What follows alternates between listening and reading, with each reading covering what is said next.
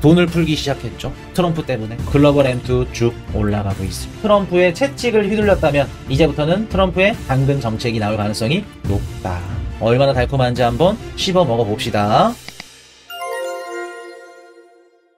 뭐 5월달도 그렇고 6월달도 좀 이렇게 긍정적인 뷰를 이제 드리고 있는데 지금부터 좀 좋은 얘기 해드려 볼게요. 1월부터 4월까지는 트럼프가 채찍을 휘둘렀다 그러면 정부 정책 기준 관세 인상이라는 채찍을 휘둘렀다 그러면 앞으로 여러분들한테는 당근을 줄 겁니다. 채찍으로 이제 1월부터 4월까지 4개월 동안 신나게 때렸으니까 당근 줘야지. 그 당근에 대해서 지금부터 말씀을 드릴게요. 어떤 달콤한 당근을 줄 건지. 자, 첫 번째, 재무부가 움직이기 시작했습니다. 자, 미국 재무부 국채 발행 규모 포워드 가이던스 유지 바이백 개선 검토. 자, 보도록 할게요. 분기 국채 발행 계획이라고 QRA라 그러죠? 미국 재무부가 올해 1분기에는 우리 어떻게 채권을 찍을 거고 국채를 얼마나 찍을 거고요. 단기채는 얼마, 장기채는 얼마 이런 식으로 발표를 하는 게 QRA예요. 제가 작년에는 정규 방송이나 멤버십 방송에서 매번 QRA 이거를 갖고 와가지고 제가 유동성을 분석을 해드렸었죠. 제가 이거 제니 옐런 누님이 이런 식으로 막 국채 발행해가지고 이렇게 될 겁니다. 유동성이 들어갈 겁니다. 시장이 좋을 겁니다. 항상 분석해드렸었잖아. 정규 방송도 한번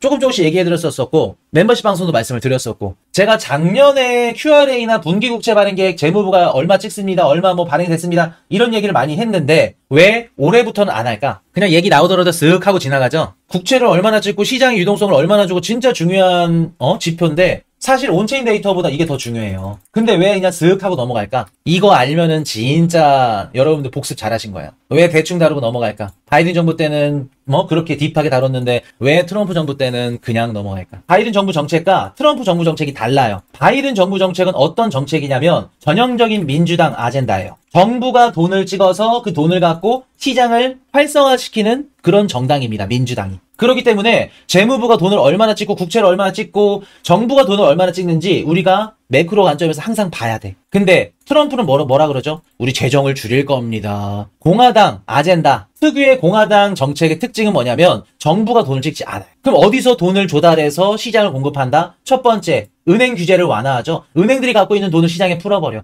기업들이 투자를 할 수 있게끔, 설비를 할 수 있게끔, 대출을 받을 수 있게끔 시장을 조성을 환경을 해줍니다. 그리고 두 번째, 뭐를 한다 그러죠? 관세를 올린다 그러죠. 관세를 올려서 다른 글로벌 국가들한테 돈을 받게 했대. 미국 정부가 찍어내는 환경이 아니라 외부에서 자본을 끌어오는 환경이구나. 그럼 여러분들 볼게요. 우리가 자산시장 뷰를 봐야 되고 분석해야 되고 주식이 올라갈지 코인이 올라갈지 바라보는 시점에서 바이든 정부 때는 재무부가 국채 발행을 어떻게 하는지 봐야죠. 유심히. 트럼프 때는 봐야 돼요, 안 봐야 돼요? 물론 봐야겠지만 바이든 정부 때만큼 중요하다, 안 중요하다? 안 중요하다. 이제 이해되셨어요? 코인이슈 저놈이 멤버십 방송에서 얘기했지. 바이든 정부 때는 정부 주도해서 시장의 유동성을 공급하는 체제였다면 트럼프는 시장 주도, 시장을 주도해서 유동성을 공급하는 체제로 바뀐다고 말했었지. 상반기랑. 그거 이제 좀 떠오르시죠? 이제 좀 이해 가시죠? 그러기 때문에 제가 막 세세하게 안 다룬 거예요. 자, 지금 보시면 재무부가 국채 발행 규모랑 포워드 가이던스를 유지한다고 합니다. 우리 그대로 뭐 예를 들어서 10년물을 얼마 찍고 3개월물 얼마 찍고 그대로 찍을게 그대로 유지했어요. 그러면 이거는 시장에서 좋게 바라봅니다. 왜? 채권 시장에서는 변동성을 가장 무서워해. 불확실성을. 근데 우리 그대로 할게요 라는 건 채권 시장에서는 환호. 오케이 그대로 갈게요. 이거 일단 긍정적인 거죠. 그대로 발행할게. 포워드 가이던스 유지할게. 요거는 오케이. 시장이 긍정적으로 바라본다. 자, 거기다 플러스 바이백 개선 검토라 그러죠. 바이백 개선 검토가 뭐냐면 작년에 바이든 정부 때 많이 나왔던 거야. 우리가 국채 바이백 해줄게, 사줄게. 그 프로그램입니다. 지금 벨센트랑 트럼프가 뭐를 내린다 그러죠? 벨센트 재무장관도 그렇고 트럼프도 그렇고 장기채 금리를 낮추려고 그러죠. 10년물 국채 금리를 낮추려고 합니다. 그럼 볼게요. 바이백을 개선한대, 검토하겠대. 바이백 개선 검토. 뭐를 해주겠다는 거예요? 앞으로 미국 재무부에서 어떤 거를 바이백 해줄 가능성이 높아졌다? 장기채 금리가 올라가. 나는 10년물 국채 금리 낮출 거야. 그러려면 뭘 사줘야 돼요? 장기채를 사줘야죠. 미국 재무부가 장기 채권 10년물 국채를 사준대. 와, 10년물 국채 가격이 어떻게 될까? 올라가겠죠? 국채 가격이 올라가면 국채 금리는 어떻게 돼요? 떨어지겠죠? 벨센트 재무장관이나 트럼프 형님이 10년물 국채 금리 낮춘다 그랬는데 바이백 개선 검토한다는 얘기는 미국 재무부가 장기채를 앞으로 사줄 가능성이 높다는 얘기겠구나. 10년물뿐만 아니라 10년물, 20년물, 30년물 이거 사주겠다는 얘기죠. 그리고 최근에 30년물 국채가 매도가 나오면서 막 미국 채권 시장이 흔들렸잖아. 10년물 국채 금리가 막 급등하고 거기에 대한 소방수 역할을 또 바이백 개선 검토하겠다. 요 얘기를 하는 거죠. 근데 바이백이라 그래서 여러분들 실제로 10년물 국채를 막 많이 사가지고 막 그런다? 그렇게 보시면 안 돼요. 시장 심리를 안정화시켜주고 조성을 시켜주는 겁니다. 이게 어떤 역할을 하냐면 실제로 사주지 않더라도 10년물 국채 금리가 미친 듯이 막 올라가더라도 어느 정도 수준에서 올라가지 않아요. 왜? 여기서 소방수 역할 누가 들어간다?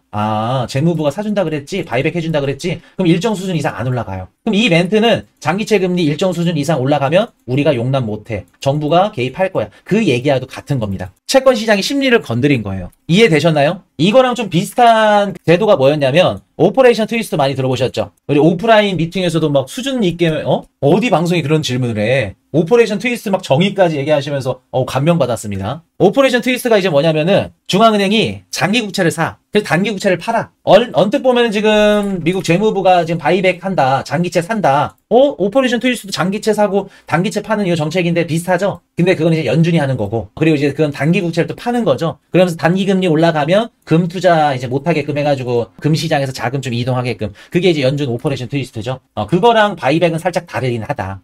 장기채를 사들이는 건 비슷한데 엄밀히 따지면 다르다. 그렇게 보시면 돼요. 자, 그럼 이게 무슨 뜻일까? 채권 시장 푸시 나왔네요. 채권 시장 푸시 나왔네요. 또 트럼프 형님 SNS 또 금리나 또 압박해? 6일 전인데 아우 지긋지긋하다. 어제는 베센트, 오늘은 트럼프, 또 내일은 또 뭐 상무장관 또 지긋지긋하다. 미국 재무부가 후수를 해주겠다는 거죠. 그리고 바이백, 채권 사주겠다는 거 무슨 뜻이에요? 양적 완화 해주겠다는 거죠. 물론 이걸 갖고 돈을 푼다, 양적 완화를 한다라고 평가하시면 안 돼요. 시장에 긍정적인 심리 상태는 줄 수 있다. 심리 영향을. 그리고 재무부 차입자문위원회라고 TBAC 얘네들이 있어요. 얘네들이 뭐라 그러냐면 의회가 부채 한도를 없애는 방안을 권고하겠다. 그럼 여러분들 지금 트럼프나 베센트가 연준한테 금리 내리라고 하죠. 연준한테도 쪼고 있고 재무부도 본격적으로 나섰어요. 바이백 개선하겠다. 검토하겠다. 장기채 사주겠다. 쉽게 말해 재무부가 이제 채권 시장 풋 들어갔다는 겁니다. 여러분들 이 얘기 나오잖아요. 가장 누가 먼저 반응을 하냐면 채권 투자자들. 여러분들 알고 있는 조지 소로스도 그렇고 환 투자하시는 분들이 있죠. 이분들이 반응해요. 그리고 이분들이 뭐 들어가냐면 장기 채권 매수 들어가요. 장기 채권 매수 들어간다고. 왜? 장기채 금리 일정 수준 안 올라가겠네? 그러면 지금 장기 채권 매력적이다.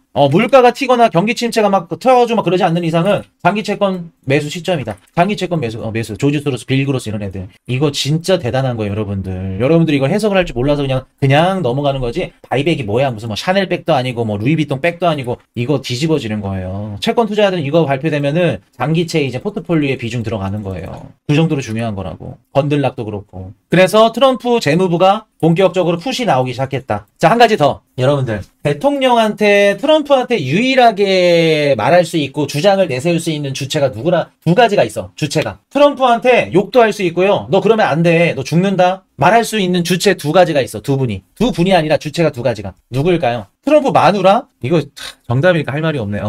맞죠? 트럼프 마누라 말할 수 있죠. 코인 발행해가지고 뭐 멜라니아인지 뭐 말라리아인지 모르겠는데. 재무부 연준?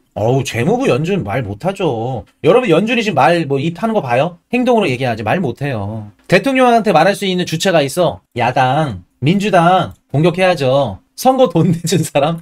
왜 이렇게 가? 지금 뭔가 좀 잘못되고 거꾸로 가고 있는데 제니 옐런 누님 욕하겠죠. 바이든 욕하겠죠. 진핑이 형이야 또 월가 혹은 미국 국민들. 주체 두 가지가 누구냐면 야당 그리고 미국 국민. 월가 애들이 국민 입김 빌려가지고 얘기하잖아. 민주당 5월 미국 국민입니다. 두 주체만이 트럼프한테 욕을 할 수가 있어요. 제니 옐런 누님이 갑자기 나왔어. 그리고 해리스가 갑자기 나왔어. 갑자기 나온 이유가 뭘까요? 여러분들 본성을 너무 쉽게 알아버렸어요. 저랑 막 티격태격 싸우다가 그러면서 코인이슈 방송 1년, 2년, 3년 보는 거야. 평생 보는 거야. 그런 분들 허다해요. 처음에는 막 저놈이 싸가지 없는 놈이 뭐가 어떻고 막 그러다가 그때부터는 이젠 정이 들기 시작하지. 갑자기 제니 옐런 누님이 나오고 해리스가 나옵니다. 그러면서 뭐라 그러냐면 제니 옐런 누님이 뭐라 그러냐면은 미국이 수입하는 제품 중에 약 40%가 국내 생산에 투입하고 있대. 근데 너가 관세를 때려 미국이랑 150% 관세를 싸우고 있어? 미국 무너지는 거야. 해리스는 미국의 이상을요 대량 폐기하고 있습니다. 이런 얘기를 합니다. 다음 대선을 벌써 준비해요? 4년 있다, 4년 있는 일을? 중간선거 전에 벌써부터 존재감을? 아유, 빨라야 내년 상반기지. 중간선거는. 돈 푸는 건 올해 하반기가 될 거고.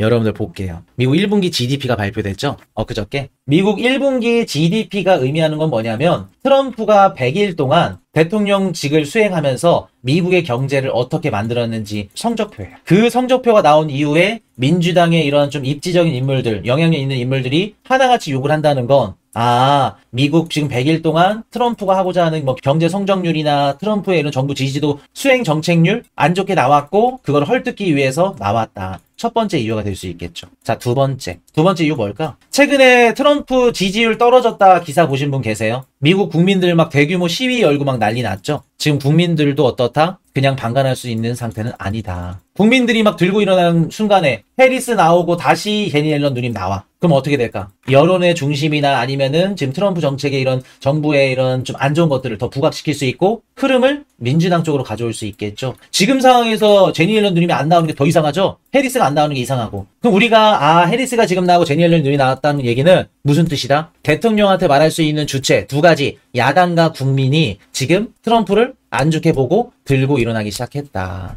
지금 미국 우리가 실제로 비행기를 타고 뉴욕이나 미국을 가지 않더라도 이런 기사들을 보고 암묵적으로 우리가 예상을 해볼 수 있겠죠. 자, 그럼 이거 기사를 한번 연결시켜 볼까요?